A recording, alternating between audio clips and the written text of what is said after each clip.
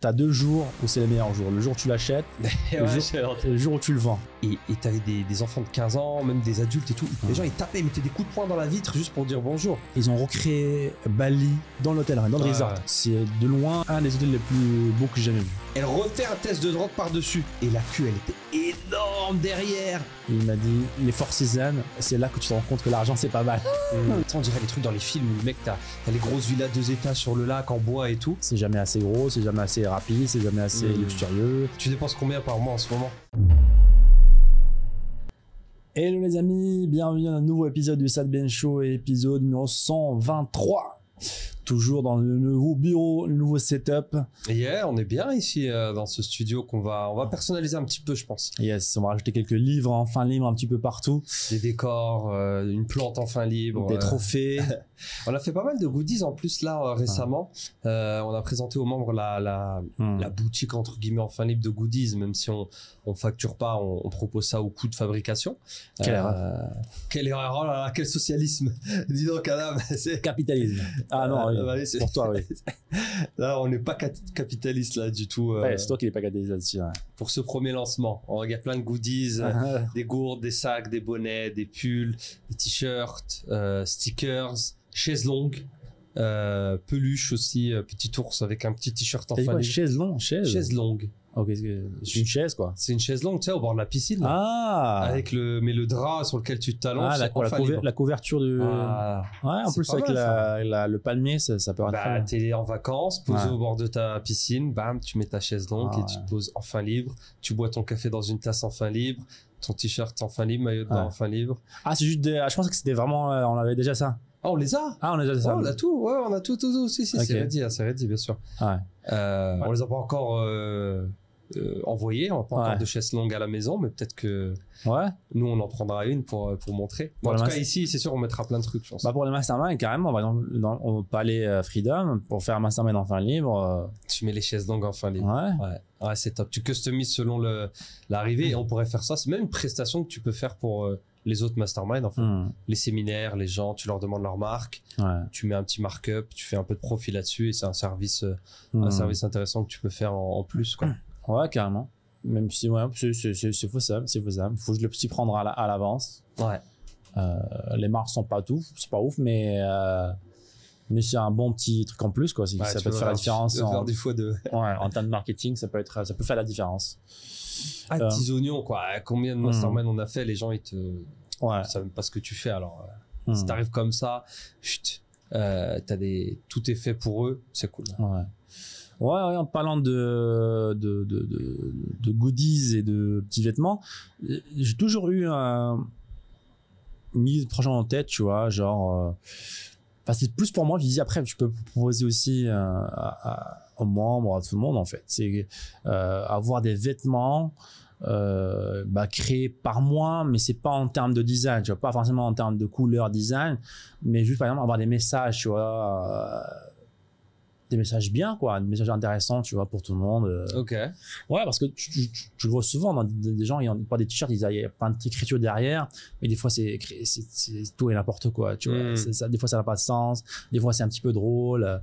Je me dis des petits messages de motivation, mindset. Des fois tu tombes sur des t-shirts comme ça, tu te dis tiens, ça c'est, ça fait plaisir de le lire, tu vois, ça fait plaisir, un t-shirt random. T'es dans, je sais pas, dans un resto, t'es dans un mall, tu vois ça, tu vois, c'est. Ok. Tu veux te faire tes trucs à toi, tu lis ta petite phrase et tu vois, c'est comme, c'est partager de la positivité, et ça te coûte rien, en fait. Ouais. Et au lieu de porter, en fait, je sais pas, porter un truc où t'as marqué Gucci, où t'as marqué Nike, c'est bon, laisse-moi tranquille, tu vois.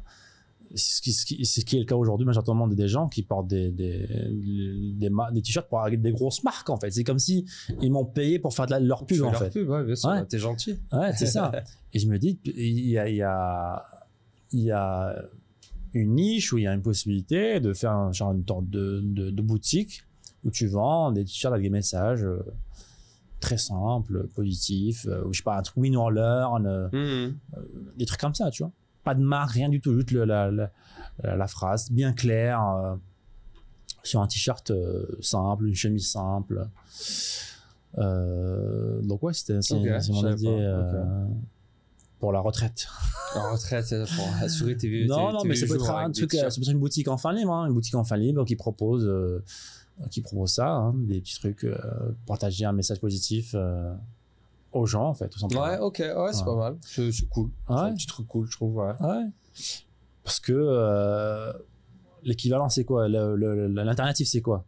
L'alternative, c'est de porter des vêtements Gucci où tu as marqué Balenciaga. Et tu sais qu'il y a une catégorie de vêtements maintenant dans les vêtements de luxe. En fait, c'est spécialement créé pour les gens, pour les gens qui prétendent être riches, en fait. De toute façon, Gucci, Louis Vuitton et tout, ils créent une catégorie de produits adressée à ces gens-là. Et toute cette catégorie de produits-là, ce sont des produits avec des gros logos, avec des grosses écritures qui mentionnent bien, voilà, Louis Vuitton, Gucci, Balenciaga, je sais pas quoi. Alors que le reste du catalogue, c'est très raffiné.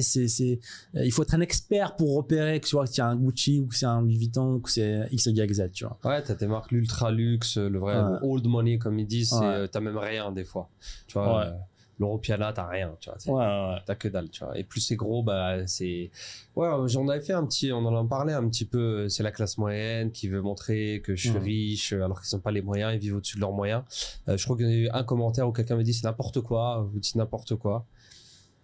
Soi-disant, c'est que des vraiment aisés asiatiques qui achètent du Louis Vuitton et tout. Bon, c'est pas le souvenir que j'en ai quand j'étais en Europe. Hein.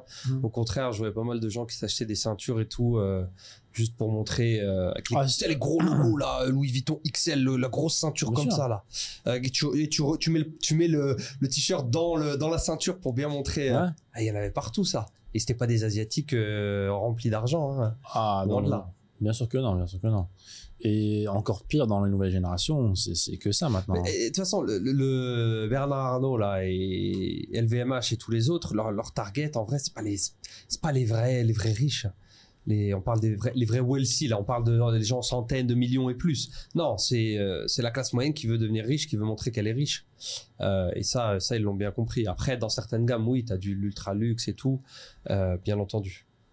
Ouais, c'est ça. Mais ça, t'en as partout. Hein. Et là, d'ailleurs, à Bangkok aussi, hein, on dit ça, mais en Asie, c'est pareil. Hein. On vise pas quelqu'un. En Asie, là,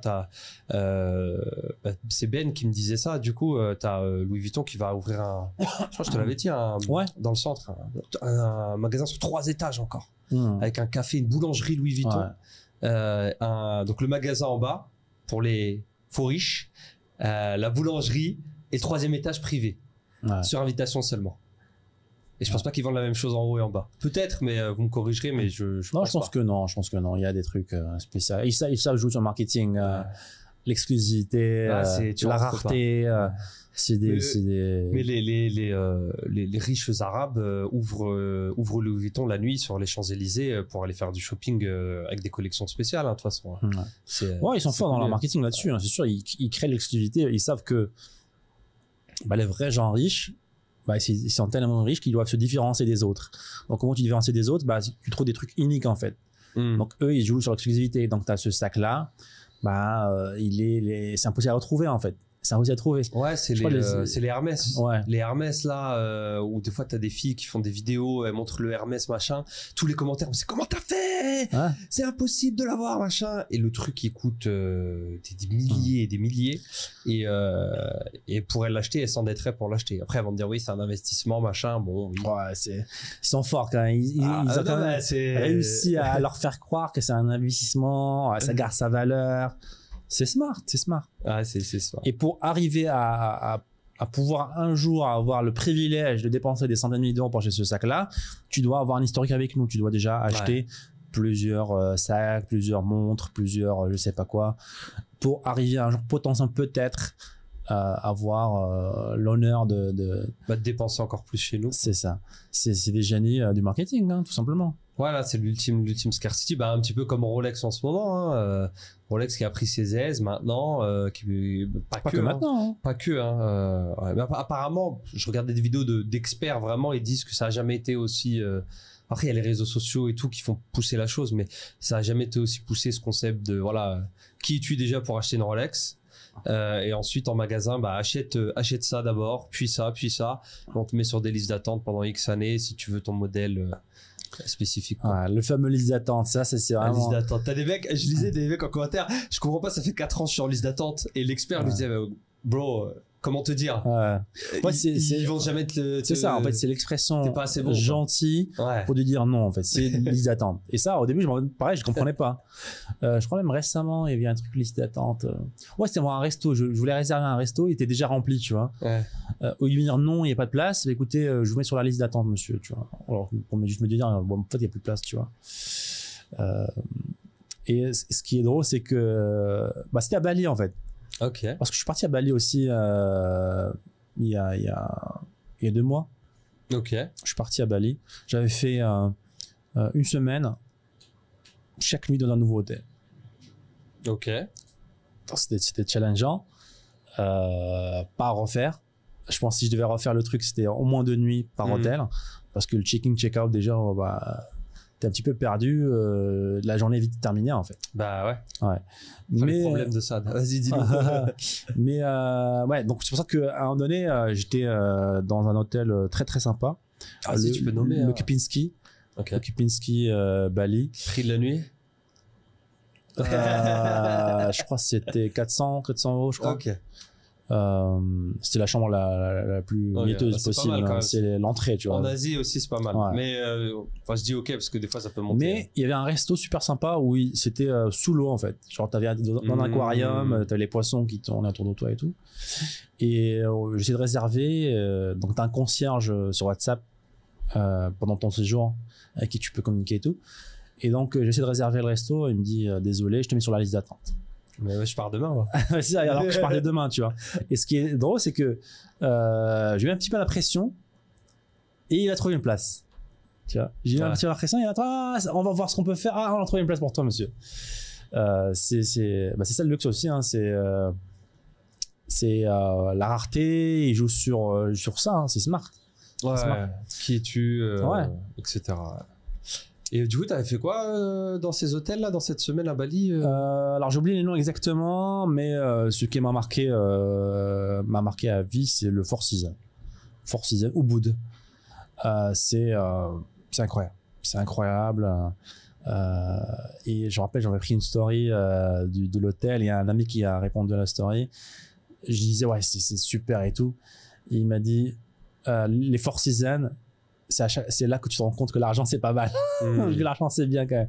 Et franchement ils sont forts à chaque fois. C'est impressionnant. C'est vraiment une expérience en fait, c'est pas un hôtel, c'est pas un établissement, c'est comme ça qu'ils le vendent aussi, hein. C'est littéralement une expérience. Donc je viens, déjà le truc je sais pas comment ils ont réussi à construire le truc. C'est un hôtel entre 2 montagnes et une rivière. L'architecture est incroyable. Tu rentres dans le resort. Ils ont recréé Bali dans l'hôtel, dans le resort. Entre chaque villa, tu as un petit champ de riz, tout petit en fait.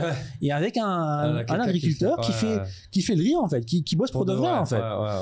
Mais à l'ancienne, sans les machines, tu vois. Parce que nous, tu as des grosses machines à l'essence, ça fait du bruit. Non, c'est à l'ancienne, tu vois, avec le tapis, avec le truc en bois. Et le petit jardin organique où ils te ramènent la salade du jardin. Vraiment incroyable.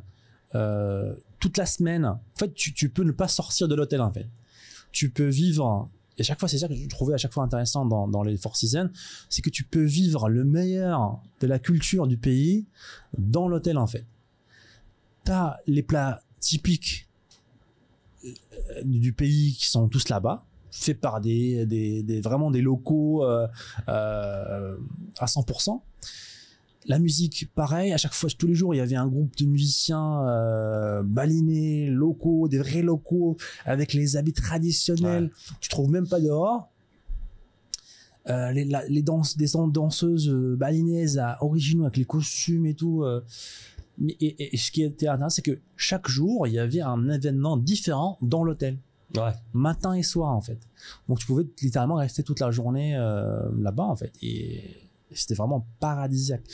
Je pense que c'est de loin l'hôtel, un des hôtels les plus beaux que j'ai jamais vu. Je dirais dans le top 3 facile, tu vois, que j'ai jamais vu. Mais bon, ça coûte cher. Ça coûte cher, ça m'a coûté plus de 1 000 € la nuit. Hein. Je crois que c'était 1100 €. Four Seasons, c'est rarement en dessous de 1 000 € ouais, c'est ça. Ouais, c'était la moins chère. Hein. C'était la moins chère. C'était le pauvre du Four Seasons. C'est ça. Et en parlant de ça, c'est que je suis abonné à Hilton et au Marriott. Donc avec Hilton et Marriott, t'as des points. Ouais, des statuts. C'est ça, des points. Plus tu restes chez eux. Voilà, ils te donnent des statuts VIP, plus tu restes chez eux. Avec des avantages, tout ça. Je me dis, tiens, le Four Seasons, est-ce qu'on commencerait pas un truc avec eux? Donc, je vais voir la réception. Écoutez, je veux créer un compte avec vous, occuper des points. Non, monsieur, on a pas ça, monsieur, ici. Ouais, des trucs de points, là, discount. Non, monsieur, on n'a pas ça. C'est ça, le luxe, hein. Il n'y a pas de carte fidélité chez Louis Vuitton. Il n'y a pas de promotion. Les prix, c'est les prix. Les tarifs, c'est les tarifs. Alors, il y avait eu une promotion. C'est à l'époque, en 2020 et tout, quand il y a eu le tourisme qui a fermé et tout ici, ils avaient fait un programme spécifique de relance. En gros, c'est pas une promotion, mais c'était l'État thaïlandais qui finançait les voyages, ouais. qui finançait une partie. Du coup, j'avais été au Four Seasons Chiang Mai dans le nord de la Thaïlande, et même expérience en fait, même truc. C'est tu montes dans la montagne, t'arrives au bout. J'arrive, il y avait des buffles, des buffalo à l'entrée, parce que t'avais aujourd'hui, c'était exposition des buffles, tu pouvais les toucher, les caresser, les machins, les laver et tout. Je rentre, check-in, bon, c'est un resort immense, pareil, il y a un lac, et tu pouvais louer des villas sur le lac. On dirait les trucs dans les films où le mec t'as les grosses villas 2 étages sur le lac en bois et tout, et tu pouvais la louer en fait, et t'avais des chambres et t'avais des petites villas machin, et moi j'étais au rez-de-chaussée, pareil, j'avais la première, mais c'était exactement comme toi, t'avais les rizières à l'intérieur, t'avais les agriculteurs qui travaillaient pour de vrai jusqu'à 18h le soir, ensuite ils repartaient habillés en traditionnel, et tous les jours il y avait des nouvelles choses, tu pouvais faire la récolte, tu pouvais faire ci, tu pouvais faire ça, et c'était super grand en fait, tu marchais, c'était tu faisais le tour du lac, il y avait déjà les mêmes choses en fait, jardin organique à côté, faire des crêpes thaïlandaises, tu pouvais aller faire un atelier, tu faisais des crêpes avec elle, ensuite tu mangeais, faire de la couture, faire de la poterie, de tout en fait, et c'était vraiment génial. La chambre fait 2 fois par jour. Ouais. Oh là là. Ouais. Qu'est-ce que c'est beau. La chambre fait 2 fois par jour. Donc, tu peux matin et avant pendant le dîner en général. Donc, ta chambre, elle est toujours nickel et à un niveau, le service, c'est impressionnant. Incroyable. Prochain que j'aimerais faire, c'est le Four Seasons, Triangle d'Or. Vraiment, tout au nord de la Thaïlande, il y a ce qu'on appelle le Golden Triangle, le triangle d'or entre la Thaïlande, le Laos et la Birmanie, Myanmar. Et t'as une rivière qui sépare les trois pays. En fait, tu traverses l'eau de ce côté-là, t'es au Laos, tu traverses là-bas, t'es en Birmanie, et là t'es en Thaïlande. Et donc, il y a beaucoup d'hôtels hyper connus là-bas, parce que c'est une zone un peu ultra touristique. Il y a beaucoup d'éléphants. Et il y a le Four Seasons Triangle d'Or, où t'as les éléphants viennent te réveiller le matin par-dessus ta fenêtre, il met sa trompe, tu vas petit déjeuner avec lui, enfin tu montes sur son dos, enfin tu montes pas pardon, mais t'es avec eux. En fait, c'est une réserve naturelle d'éléphants, mais c'est un Four Seasons en même temps. Donc c'est des vrais éléphants qui ont été sauvés. Donc pardon, mais tu montes pas dessus, hein, pas du tout, surtout pas. Mais en tout cas, tu fais des activités, tu les laves et tout. Et en même temps, c'est le Four Seasons. Ouais. Et ça commence à 3 000 € la nuit, je crois. Ah ouais. C'est pas mal. L'éléphant, ça ajoute c'est pas mal du tout. Ça ajoute le petit côté. Hein. Mais c'est beau, hein, c'est tout en bois traditionnel, effet nord de la Thaïlande. Je suppose que tu dois avoir tout un tas d'activités qui vont avec. Mais c'est super connu. Tu as d'autres resorts 5 étoiles aussi, comme le Four Seasons, dans ce coin-là, mais c'est 1 000 € la nuit déjà aussi. Ouais. C'est un cran en dessous, mais ça reste très très bien. Ouais, franchement, si je devais dépenser de l'argent, c'est ce que je fais aujourd'hui, c'est dépenser dans des voyages, l'expérience en fait. Ouais. Franchement, c'est ça. Hein, c'est quoi tes dépenses là Tu dépenses combien par mois en ce moment? Dans un mois normal hors voyage, quoi. Pas beaucoup, hein. Genre ton plus gros pôle de dépenses, c'est les voyages? Ouais, de loin. Ouais. De loin. Plus que ton loyer, plus que tes loisirs, plus tes restos. Oui, de loin. Ouais, je trouve que c'est le truc le plus intéressant en fait. Les objets, tout ça, ouais. Les objets, ça saoule assez vite au bout d'un moment. Ah bah bien sûr que oui, ça prend de l'espace. Les voitures, c'est pas mon kiff, comme on a précisé plusieurs fois. Je pense que la plupart des gens, voilà, qui ont un certain succès financier, bah c'est ça, ils se remettent à collectionner des voitures. La voiture, ça monte vite. Hein. Ah ouais, ça peut aller très très vite. Bah, tu peux dépenser 100% dans des voitures tout le temps. Ah carrément. Et donc ouais, tous les deux, on n'a pas eu cette maladie des voitures. Ouais. On n'a pas chopé ce virus-là, donc ça te laisse des expériences. Expérience. Parce que moi, de plus en plus, je me vois bien faire des trucs caritatifs, tu vois. Donc ça aussi, ça me plaît bien. Et puis voilà, hein, franchement. Ouais, c'est à peu près pareil aussi. Ouais. Hein, c'est dans tes classiques, ton loyer et tout, et les gros pôles de dépenses aussi, c'est les voyages. Donc l'avion, où tu voles au moins en business maintenant. Je n'ai pas encore volé en first, pas encore en jet non plus. Ouais. C'est quand même un autre palier en jet. Alors, t'as tous les délires écologistes aussi, où ça c'est des autres discussions, on va les mettre de côté pour le podcast, hein, parce que sinon t'es l'ennemi public maintenant si tu voles en jet. Ouais, c'est pas la meilleure. C'est pas, j'avoue, c'est pas le meilleur. Ouais, les jets, ouais, pour moi. Après, même tente pas. Si on enlève le parti environnement, disons que demain il y a des jets électriques. Pour les voyages courts, ok. Par exemple, si tu fais un Bangkok-Phuket, je suis d'accord. Il y a un jet, c'est bien. Tu évites la queue, tu évites et t'arrives rapidement, tu vois. Mais par exemple, un long voyage, je vois pas la différence entre un business ou un first et un jet, tu vois. Ça dépend les bonnes business. Limite, je préférais un first Emirates, t'as une douche. First Emirates, c'est un level. Ouais, c'est ça en fait. Ça dépend. T'as un resto gastronomique. Ouais, la parce que jet, il y en a, c'est une boîte de conserve volante, quoi. Bah, du coup, vu que quand tu t'arrives financièrement, on va dire, t'as l'argent pour aller dans des jets, je suppose que tu commences par les jets premier prix. Ouais. Mais qui sont déjà à des dizaines de milliers d'euros le voyage. Et ouais, il y en a, surtout nous deux, on va être comme ça, tu vois. Tu peux pas t'allonger, tu peux pas... Parce qu'on est en face l'un de l'autre. Alors peut-être t'as 4 sièges à côté, mais c'est pas des lits. Et c'est sûr qu'une première classe Emirates, Qatar, ce genre de très très haute compagnie arabe en l'occurrence du Moyen-Orient, qui a un très beau niveau, c'est abusé. Ouais. T'es fermé, t'es allongé, t'as ta douche, caviar, machin et tout.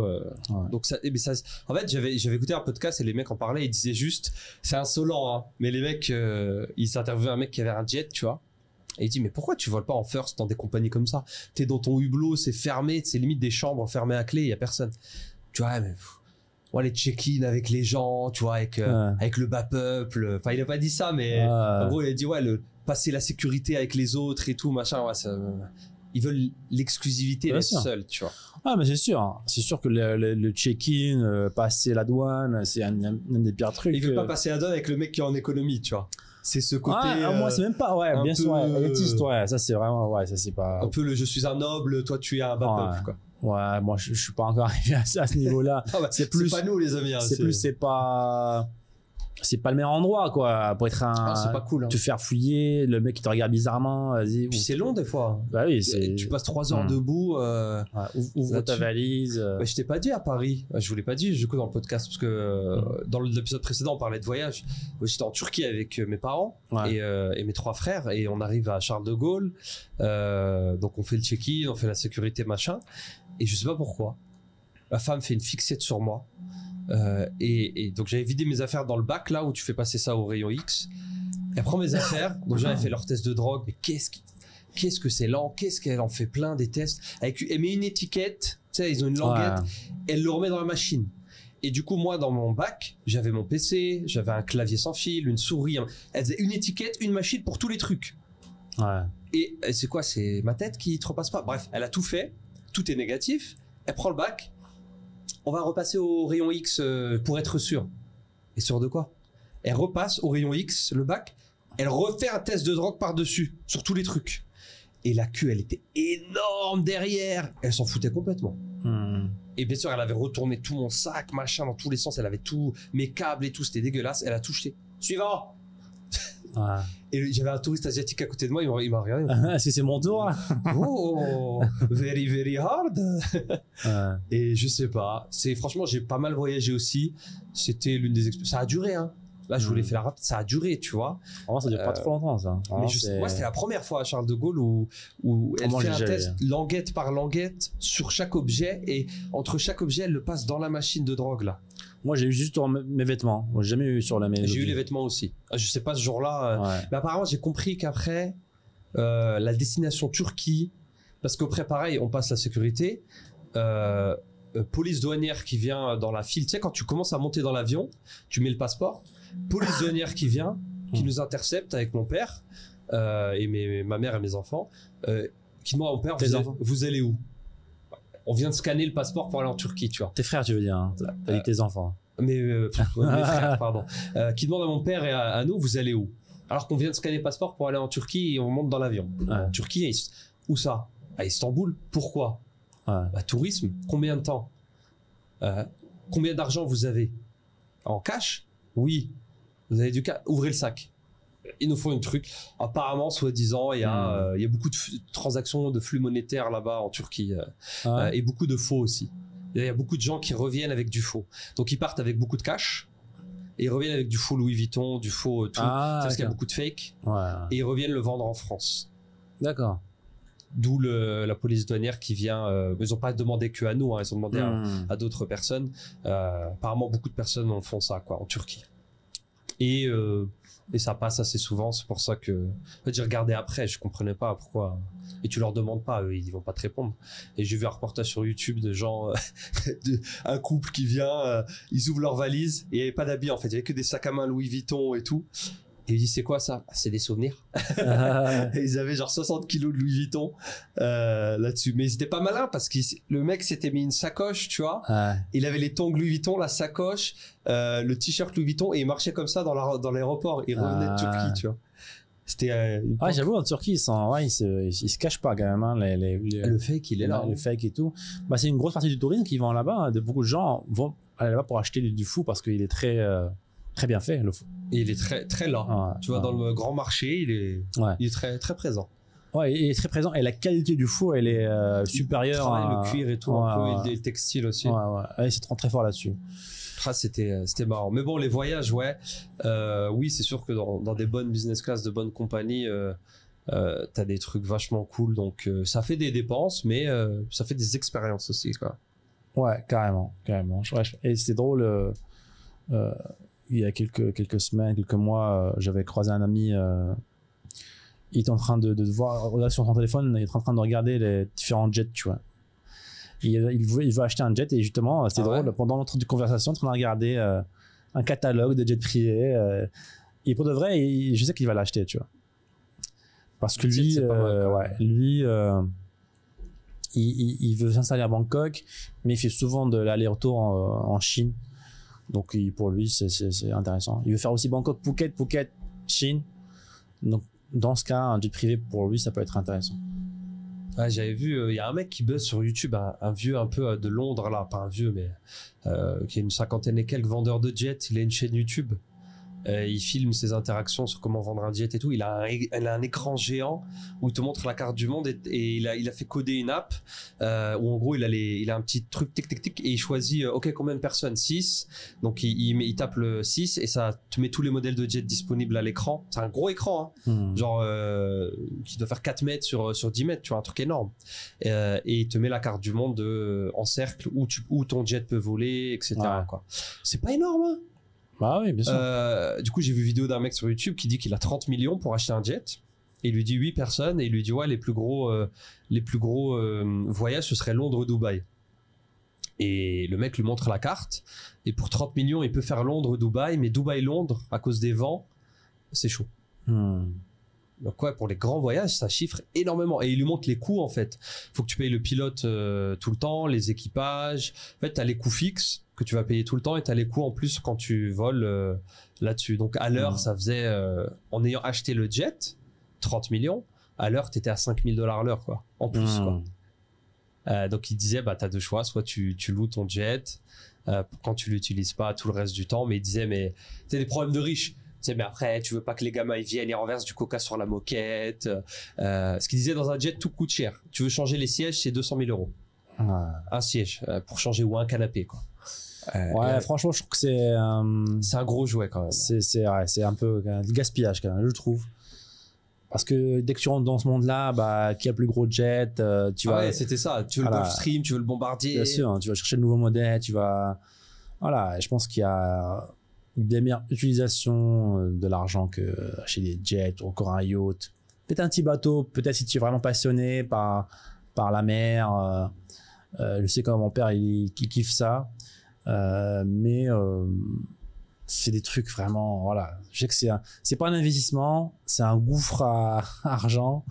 Il y en a qui disent qu'il y en a quand tu achètes un yacht ou un jet, t'as 2 jours où c'est les meilleurs jours. Le jour où tu l'achètes, et le jour où tu le vends. J'avais entendu ça. Parce que c'est un gouffre à argent en fait, c'est pas un investissement. Même quand t'as de l'argent, et c'est vraiment, vraiment cher. Ouais.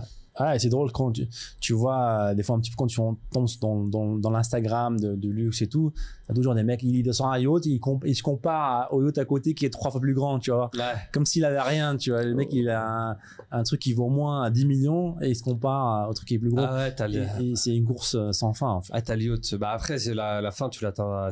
T'as le yacht du prince saoudien à côté. Bah, les trucs de Jeff Bezos, là, il a construit. Ouais. Je crois que c'est le plus gros, celui de Jeff Bezos, là. Ils ont dû détruire un pont. Je crois que c'était en Hollande. Ils l'ont fait? Je crois qu'ils vont pour faire passer le bateau tellement il est grand, en fait. Excuse-nous, Jeff. Ah, là, c'est. Les bateaux, j'ai l'impression que c'est encore après. Ouais, après, je pense que c'est pas que les bateaux, hein. Il y a plein de petits trucs comme ça où tu tombes dans un cercle vicieux, en fait, où c'est jamais assez gros, c'est jamais assez rapide, c'est jamais assez luxurieux, c'est jamais assez exclusif.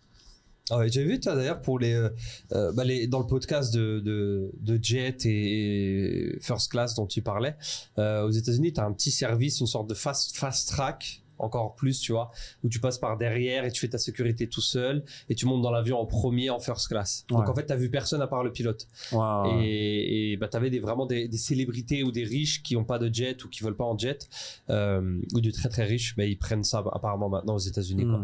Chut, par derrière, tac. Wow. Et après, t'es dans ta cabine et tu fermes et tu vois personne. Quoi. Ils veulent vraiment pas voir les gens. L'être humain. Non. Après, ouais, quand t'es un acteur connu, j'imagine que ça peut être un peu. Tu sais, j'ai rien à voir, mais j'ai regardé sur Netflix récemment, là, tranquillement, la série sur Beckham. Maintenant, c'est très à la mode de faire des séries comme ça. Il y a eu Jordan, là, il y a Beckham, j'en avais vu d'autres. Et ouais, je connaissais pas le buzz, en fait. À un moment donné, c'était l'homme le plus connu au monde, en fait. Beckham, franchement, c'était impressionnant. Il a fait des tournées au Japon et tout, et c'était je me rappelle fou, en fait, quand il a signé au Real, en fait. Le moment où il a signé au Real, déjà le président, en fait, il a lâché la bombe. Il a dit, en fait, nos revenus ont fait x3. Il dit, on n'a pas acheté le joueur, on a acheté la marque. Mais là où je veux en venir, c'est que à ce moment-là, ils ont retrouvé des anciens trucs où ils filmaient c'est dégueulasse avec le téléphone avant. C'était chaud quand même de vivre, tu vois, parce qu'ils sortaient et les gens, ils étaient vraiment hystériques, tu vois. Genre, ils roulaient en voiture avec son bébé, son fils et sa femme, et t'avais des enfants de 15 ans, même des adultes et tout, ils tapaient sur la vitre, mais fort, tu vois, genre pas. Et son fils, il était en pleurs, en panique, tu vois. Il lui disait non, ça va aller, tu vois. Les gens, ils tapaient, ils mettaient des coups de poing dans la vitre juste pour dire bonjour. Et tous les jours, tout le temps. Ouais, comme quoi être connu, c'est. Ouais, beaucoup veulent être célèbres, être connus. Franchement, les gars, c'est pas la meilleure des choses. Non. Bon, je connais plein de gens qui sont très très connus et franchement, 100% d'entre eux m'ont dit si je devais revenir en arrière et ne pas le faire, je le ferais. Je le cite tout de suite. Ah ouais. C'est fou quand même. C'est fou, hein, alors que beaucoup de gens, c'est leur rêve de devenir influenceur. C'est le rêve de tout le monde. Après, pour moi, voilà, influenceur à petite échelle, ça va. Ouais. Tu vois. Genre nous, tu vois. Ouais, c'est ça. À un niveau, ça va, tu vois. Les bonnes personnes qui te connaissent. Ouais, c'est la communauté. Voilà, c'est la communauté. Moi, les fois où je me suis fait reconnaître à Marrakech et tout, c'était toujours des gens qui écoutaient le podcast et c'est super sympa, tu vois. Exactement. Mais quand tout le monde te connaît, déjà, quand tout le monde te connaît, c'est que 50% des gens vont pas t'aimer. Ah ouais, c'est sûr et certain. Donc, ils vont te détester même. Vont te détester. Leur mission de vie, c'est de te pourrir la vie, en fait. Et rien que ça. Et ça, on le voit. Hein. Je sais pas, Trump, à un moment donné, c'était l'homme le plus connu, le plus googlé au monde, en fait. C'était le mec le plus célèbre, hein. Donc, lorsqu'il était président, et t'imagines, il était à la tête du royaume le plus puissant au monde, en fait. En fait, t'es l'homme le plus puissant au monde, parce que t'es la tête de la meilleure armée au monde. Par logique, ouais. Par logique. Mais tu avais 50% des gens qui l'a essayé, étaient prêts, et d'autres étaient prêts à le buter, en fait. Ouais. En tant que homme le plus puissant au monde. Tu avais des gens. C'est les États-Unis, c'est quelque chose, quoi. Ouais, et t'as, comment il s'appelle? Andrew Tate, là. Andrew Tate, là, un influenceur aussi américain, anglais, qui a explosé. Qui était le plus Google aussi. Qui était le plus connu, on va dire, en termes d'influenceur au monde. Bah là, il était en prison, il peut pas sortir de la Roumanie, ses comptes ont été figés. Ses voitures aussi ont été confisquées. Saisies. Sur des accusations, quoi. C'est fou, hein. Quand tu deviens trop gros, c'est que t'es trop grand, en fait. Et que quand les projecteurs sont trop sur toi, t'attires les mauvaises personnes. Les mauvaises personnes. C'est pas évident. En parlant de célébrités, on va combiner deux sujets que tu aimes beaucoup. Les célébrités. Ouais. Avec l'intelligence artificielle. Je sais pas si tu l'as vu, mais notre ami entre guillemets, les amis, hein, c'est sarcastique parce que des fois il y a des gens, notre ami Mark Zuckerberg aussi, ils savent pas les gens quand on dit Mark, les gens ils disent mais c'est qui Mark dans les commentaires, tu vois, sur YouTube. C'est le fondateur de Facebook. Ouais, mais Facebook qui a acquis Instagram, WhatsApp et tout, Meta quoi, qui est en gros c'est lui qui dirige les directions des entreprises Facebook en général. Et là, il a fait une vidéo promotionnelle et c'est live sur Instagram, les comptes d'intelligence artificielle de célébrités. Donc, tu as un compte de Snoop Dogg, il leur donne un nom genre Billy ou je sais pas quoi, et c'est l'intelligence artificielle de Snoop Dogg qui est vérifié. Alors déjà, il faut m'expliquer comment il est vérifié le profil, parce qu'il est automatiquement vérifié. Bien sûr. Ils le mettent compte d'intelligence artificielle, Billy, géré par Meta. Donc c'est Meta qui le gère. Et en gros, c'est l'intelligence artificielle de Snoop Dogg. Et le but, c'est que plus tard, tu puisses lui envoyer des messages et chatter sur Instagram en DM avec lui ou en vidéo. Ouais, parle-moi de la musique, Snoop Dogg. Comment t'as sorti ton premier single, machin. Enfin, pas Snoop Dogg, tu dois l'appeler Billy parce que il y a des délires de marque et tout. Et lui, genre, te dit, ouais, tu sais, moi, l'inspiration, c'était la rue, c'était machin et tout. Il t'explique des trucs, quoi. Et chaque intelligence artificielle a sa catégorie, son savoir. Il y a Tom Brady, le mec qui joue au football américain, qui est très connu. Lui, ça va être l'intelligence artificielle du sport. Il va te dire toutes les anecdotes et tout. Sauf que le lancement, ils l'ont fait, c'est chelou. C'est creepy, comme ils disent les Américains. C'est un peu dérangeant parce que ce qu'ils ont fait, c'est qu'ils ont payé donc les créateurs. Il y a la Charlie D'Amateo aussi là, D'Amateo. L'influenceuse la plus connue sur TikTok, la brune, la petite. Oui, j'ai oublié son nom. Il y a elle, et son influenceuse, c'est Coco, genre, tu vois. Elle a 100 millions de personnes sur TikTok. Ce qui est gênant dans les profils, ce qui est un peu glaçant, tu vois, c'est que ils ont payé les gens, Snoop Dogg et tout, 5 millions, je crois, pour 5 heures de travail, pour en gros filmer des vidéos de eux se faisant passer pour l'intelligence artificielle. Très gênant. Donc en gros, tu as des vidéos où tu as le vrai Snoop Dogg qui te dit « Hello, c'est Billy, je suis une intelligence artificielle, on va parler musique ensemble. » Mais c'est Snoop Dogg pour de vrai, tu vois. Et eux, ils marquent comme si c'était Coco. Et même lui, il dit « Je suis Billy », tu vois. Et elle dit « Je suis Coco ». D'accord. C'est un peu gênant, tu vois. Parce que c'est elle, ça se voit. Ouais. Mais elle te dit « Non, moi, je suis une intelligence artificielle », tu vois. C'est pour le lancement des comptes, tu vois. Ouais, ok. On vous mettra peut-être des images au montage. C'est un peu chelou. Mais est-ce que ça marche? T'as essayé non, les messages sont désactivés. Ça bug, je pense encore. Tu peux rien faire encore? Tu peux rien faire. Ok. Tu peux rien faire. Je sais plus, j'ai vu une vidéo YouTube qui explique ça, en fait. J'ai pas testé, mais les messages sont désactivés, ouais. AI Coco, peut-être. Non, je l'ai pas. En tout cas, ça arrive, hein. Mais il a dit, en fait, on finit des trucs de marque et tout, des contrats, et c'est l'année prochaine. Ouais, c'est un truc de légalité, trademark. Mais ça arrive, hein, on l'avait annoncé, tu te rappelles, il y a quelques épisodes. Sauf que... J'ai dit, on va pouvoir parler à des gens. Là, Et c'était à un moment donné incroyable. C'était, ouais, c'est un peu trop. Et là, c'est une option. Voilà, Instagram, tu peux parler à Snoop Dogg. Tu peux parler. Ce génie de Mark, bah, il les a payés tout de suite pour les mettre sous contrat. Il a pris Kendall, il a pris des gros Jenner et tout. Il les a payés tout de suite, comme ça, il est sous contrat, quoi. Ah, bien sûr. Mais ouais, mais c'est fou hein, qu'aujourd'hui, une fonctionnalité, tu peux parler à des stars. Tu pourras certainement leur envoyer des audios, ils vont te répondre par. Ça, vidéo, tu vois. Genre, elle est là, tu vois. Ouais, c'est ça. Genre, ils l'ont filmé elle et elle te dit, je suis une. C'est un peu gênant encore pour l'instant, mais bon. Ouais, mais c'est incroyable. Hein. Je pense que ça va s'accélérer encore plus. Hein. Bientôt, comme je disais dans un épisode, on pourra. On va prendre un membre de la famille qui est décédé par exemple et tu pourras lui parler il sera toujours vivant en fait.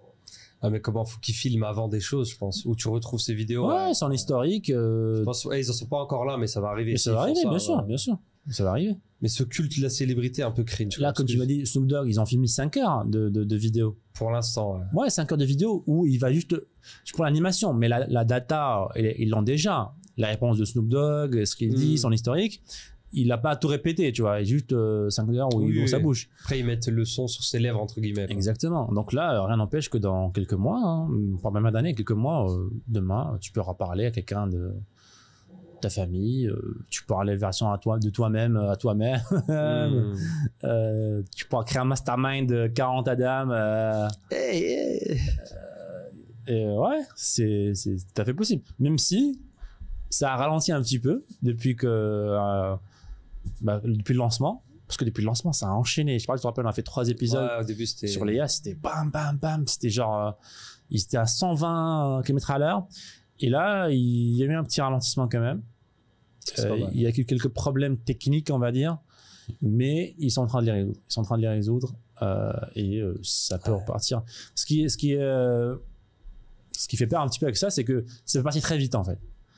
Si ça prend et c'est fini quoi. C'est tout droit en fait, parce que le truc il peut à un moment donné s'auto-améliorer et plus besoin d'intervention humaine. Et je crois que c'est pour ça ils l'ont pas lancé aussi, parce qu'ils avaient peur que les stars avaient peur que, enfin pour l'instant elles avaient peur que les AI disent des folies, tu vois, des trucs de fou incontrôlés qui terniraient leur image, tu vois. Là-dessus aussi.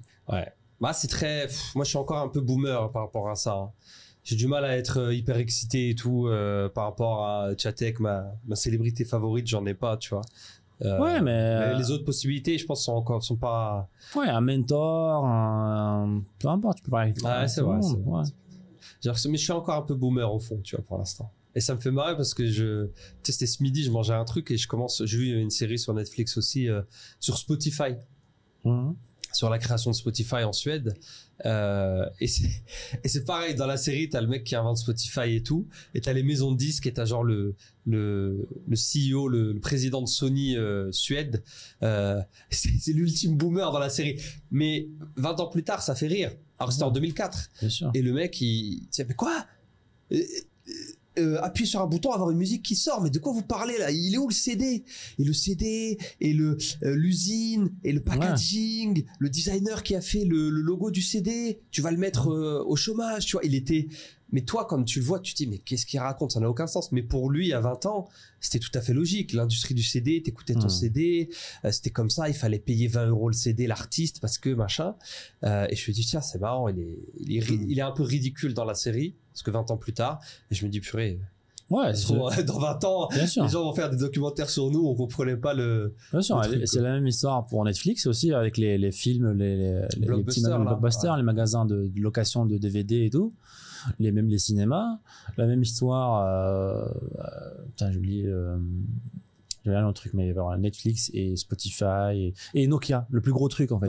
Nokia, c'était le fabricant de téléphone. Nokia, c'était le géant. Aujourd'hui, il n'y a pas de Nokia parce que ils ont vu le smartphone, ils ont dit c'est quoi ce truc, c'est quoi ce gadget là, enlève-moi ça, tu vois. Moi, je veux un clavier, tu vois, je vais pouvoir cliquer. Les gens veulent taper. Bah oui, je vais écrire moi, je veux pas. Et ça les a fait tomber du sommet en fait, alors qu'ils étaient tout seuls en haut. Hein. Apple et tout, c'était des petits joueurs à côté, mais ils ont refusé de s'adapter parce que justement il y avait un CEO qui était à l'opposé de ça. C'est pareil, mais l'IA là aujourd'hui, c'est même pas. personne n'a le droit de dire que c'est. T'as même pas le droit d'être que t'es un boomer. Ouais. T'as pas le droit d'être boomer. C'est tellement. C'est juste que soit t'es ignorant, t'es pas intéressé du tout, soit tu as compris que voilà quoi. C'est là. Quand t'as Facebook, Apple, Tesla, tout le monde a sorti un IA, c'est qu'ils ont compris quelque chose. Tu vois. La période était différente. Internet a quand même changé beaucoup de choses. Une fois que t'as vu ce qu'Internet, tout le monde a vu ce que tu peux faire avec Internet, les gens sont un peu plus ouverts au fait qu'il y a des choses qui peuvent se passer. Parce qu'à l'époque de Spotify, Internet, c'était au début. Justement, à un moment, le mec, il lui dit oui. Genre, sa femme lui dit, parce que le mec, il était à la tête des maisons de disques, il allait se faire virer parce que c'était Pirate Bay qui prenait tout leur trafic, enfin, tous leurs acheteurs. Et elle lui dit, mais pourquoi tu changes pas de job? Tu vas travailler dans Internet et tout. Internet? Le mec était gros. Mais ce truc-là, mais ça va jamais marcher de toute façon. Nous, on est dans une industrie, dans un vrai truc, tu vois. Dans du réel, dans le physique. En tout cas, ouais, c'est une petite série. Moi, j'aime bien les séries entrepreneuriales comme ça, les films un peu entrepreneuriat et séries. Donc, si jamais vous aimez bien manger en regardant des trucs ou vous regardez un peu Netflix de temps en temps, essayez de regarder ce genre de série. Je crois que c'est Spotify, la série, tout simplement. Spotify. Ok, ça marche. Bah écoutez les amis, je crois on va. Ouais, on est bien là. Ouais, on est bien, on a fait un petit peu le tour. Merci à tous et à toutes. Laissez-nous un petit commentaire sous la vidéo. Abonnez-vous pour nous motiver à garder un bon rythme là dans les épisodes et vous sortir un épisode par semaine comme avant. Merci à tous et on se dit à très bientôt. Ciao, ciao. Ciao.